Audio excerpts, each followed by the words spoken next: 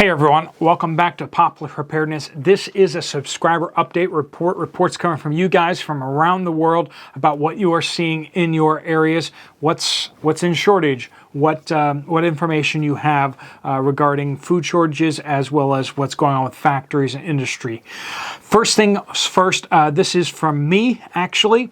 I am seeing a number of reports that both sides of the conflict in Eastern Europe are starting to run low on certain calibers of brass and lead. Read between lines on that one.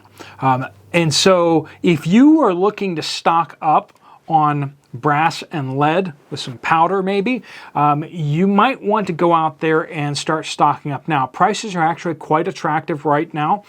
They've come down quite a bit since the whole scare, so they're back down, but we may see some major orders go through in the near future. Word on the street is Bear Country is running low. And they may have to start tapping their civilian manufacturing to produce more of that for their soldiers. In the United States and Europe, we are directly supplying the Eastern European country. But it is word on the street is that our stockpiles, NATO stockpiles and the United States stockpiles of certain things are starting to get depleted. They're at least being drawn down pretty significantly. Certain shells and stuff like that are actually being depleted to the point where they're having to ramp up production of these things. So how long will it be before some of these orders start coming through to the private market and they start taking a bunch of the brass and lead off the market? That's something that you need to be thinking about if you're looking to stock up on that, because things could change very quickly with some major orders going through. This is from a subscriber, name withheld. My company just sent out an email laying a bunch of people off right before Christmas. I am not one of them, thank the Lord. I knew it was coming. I work for Mitchell Gold, Bob Williams, as a designer. Ed says, I am in the Pittsburgh area as well. I was at Costco in the waterfront area today and noticed that there were a limit of 2 on eggs. I didn't think I'd seen any kind of limit on eggs since the beginning of the cough. Anyway, I thought I would share. Thank you for sharing. Janie, while working at Walmart in a city withheld in Colorado, I see and hear from coworkers and customers about shortages and price changes. Currently, we have had an extremely sparse availability of eggs, of lettuce and Roma tomatoes, strawberries and milk and sugar as well.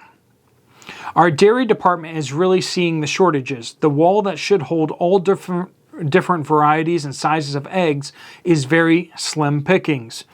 When customers come through produce and begin mumbling their complaints about what we don't have, I tell them about the states that have way more empty shelves and the countries that are experiencing food riots. Almost 90% of them have no clue what's going on around the world, and some don't believe me. I warn them that it's going to get worse, and they stare blankly.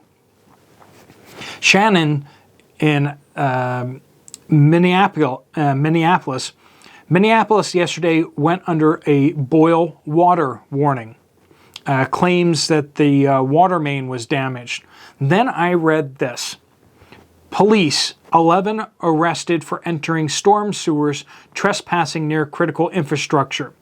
And this is just north of Minneapolis, part of the Minneapolis metropolitan area. And this critical infrastructure they're talking about was the main water intakes for the water system for Minneapolis. And then suddenly they have a boil water advisory. Seems quite suspicious. Of course, we had the boil advisory in Houston, Texas as well.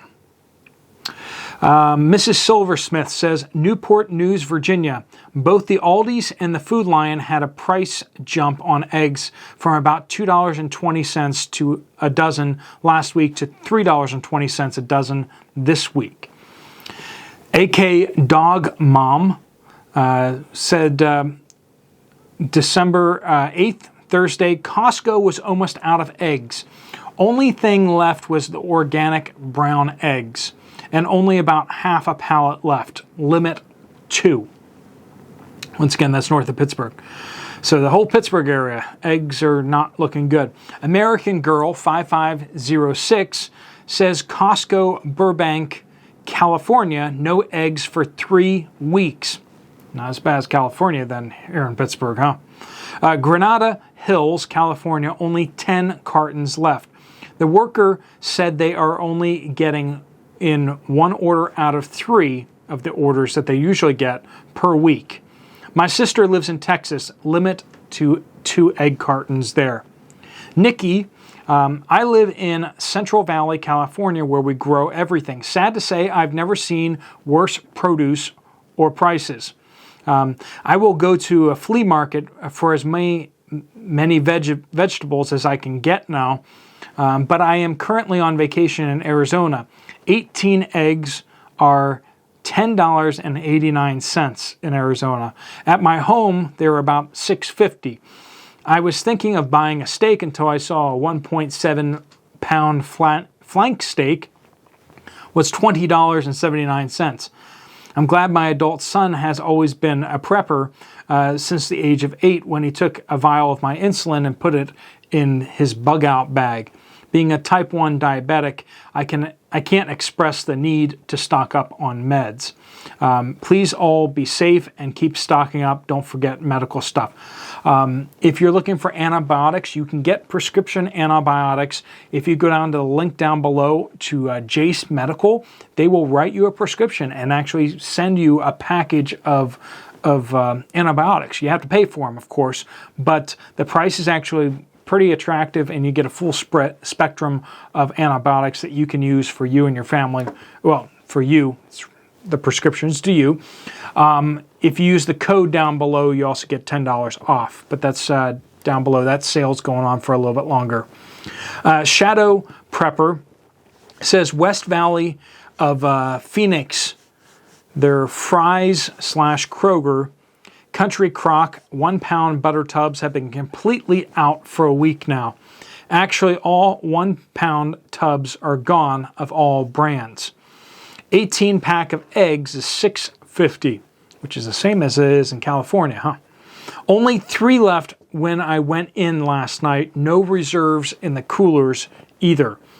Dry Creek Homestead says, I live in Northeast Texas.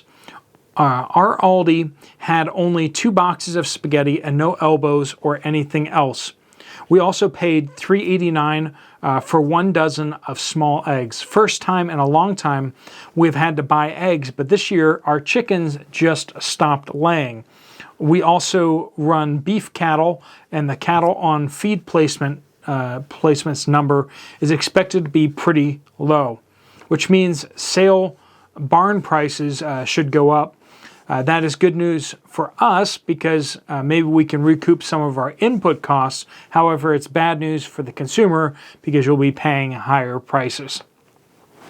Karen S. says, for the longest time here in Arizona, the shortage of something was occasional. As someone who has been paying attention for the past 2 years, I am seeing real continual shortages now. Not much of anything in beef, eggs, lunch meat, bagged lettuce, organic food, ramen, pasta, and more. It's real, people. Stock up now. That's word from Arizona. Jimbo, the Jim Bro, says the feds here in Australia decided to put price caps on energy bills and coal to try and combat the cost of living. They say that they're paying the difference to maintain supply, but the money is bound to dry up if things keep getting worse. And I have a saying, expect the worst, hope for the best. It's a good saying. Lynn says, Flour and sugar in Rochester, Michigan, depending on the store here. That's what's out. Kroger's sale in King Arthur flour, $8.99, and there isn't any of that brand. So they have a sale on something that they don't actually have. Good for them. A couple of bags of Kroger's brand, and that's it. Second week, no sugar. Meijer has both, but prices are ridiculous. Miracle Whip is almost $7. Please do keep your reports coming in. Make sure you use the word update somewhere in your comment, and then give us a geographical location and tell us what you are seeing missing, or if you have any insider information, you can always email that directly to me at poplarpreparedness@gmail.com. We have a newsletter that's coming out, and it's going to start coming out every single week. I have been not able to kind of pull that off, but I've gotten a little bit of help from a lady at my church who's going to help me get these out every week. So I'm looking forward to that. If you haven't already subscribed to that, go down to the description down below and click on the Poplar Report link and just sign up on the form there, and that will send you these weekly information. It's about how to stock up, how to respond to these news items that we talk about here every day. So on this channel, we're going to keep talking about why we need to prepare, but on the newsletters, it's going to be a little more focused on what to do and how to do things. I look forward to even hearing some of your subscriptions or submissions to put some mini articles in there as well. Thanks so much for watching. If you found this video useful, you might want to check out this video right here. I'll see you over there, or I'll see you later. Steve Poplar out.